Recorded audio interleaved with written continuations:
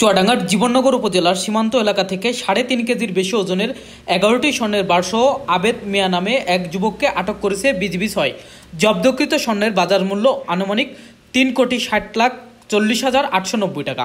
বৃহস্পতিবার ৭ আগস্ট দুপুর ১২টার থেকে বিকেল পর্যন্ত অভিযান চালিয়ে জীবননগরের সীমান্ত ইউনিয়ন পরিষদের পাশে একটি খাত থেকে ৯টি এবং আবেদিনকে আটক করার সময় তার কাছ থেকে আরও ১২টি স্বর্ণবার উদ্ধার করা হয়। সন্ধ্যায় এক সংবাদ বিজ্ঞপ্তির মাধ্যমে বিষয়টি নিশ্চিত করে চুয়াডাঙ্গা ব্যাটালিয়ন ৬ বিজিবি জানায়, ব্যাটালিয়নের অধিনায়ক লেফটেন্যান্ট কর্নেল মোহাম্মদ নাজবুল হাসান বিশেষ গোয়েন্দা তথ্যের ভিত্তিতে জানতে পারেন যে দর্শনার সীমান্ত দিয়ে স্বর্ণ পাচার হতে পারে। এ তথ্যের ভিত্তিতে সহকারী পরিচালক মোহাম্মদ হায়দার আলীর নেতৃত্বে বিজিবির একটি টহল দল ঈশ্বরচন্দ্র সড়কের পাশে অ্যাম্বুশ করে অবস্থান নেয়। দুপুর ১২টার দিকে টহল দলটি একটি মোটরসাইকেল ২জন সন্দেহভাজন সীমান্তর দিকে যেতে দেখে থামার সংকেত দেয়। এ সময় একজন পালিয়ে গেল, অপরজন পাশের একটি পুকুরে লাফ দেন। পরে বিজিবি সদস্যরা তাকে সেখান থেকে আটক করে। আটকের সময় আবেদিন পুকুরে একটি প্যাকেট ছুঁড়ে ফেলেন এবং তার শরীর তল্লাশি স্কেচ টেপে মরানো অবস্থায় আরেকটি প্যাকেট উদ্ধার করা হয়। পরে পানিতে ফেলে দেওয়া প্যাকেটটি উদ্ধার করা হয়।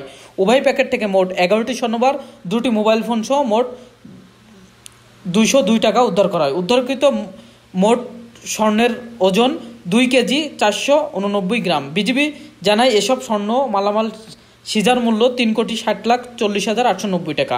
এই ঘটনায় বিজিবির পক্ষ থেকে নায়ক মোহাম্মদ জাহাঙ্গীর আলম বাদী হয়ে দর্শনা থানায় মামলা দায়ের করেন এবং আটককৃত আবেদিনকে পুলিশের কাছে হস্তান্তর করা হয়েছে। উদ্ধারকৃত স্বর্ণগুলো চুয়াডাঙ্গা ট্রেজারি অফিসে জমা দেওয়ার কার্যক্রম চলমান রয়েছে। শাপলা টিভি নিউজ ডেস্ক।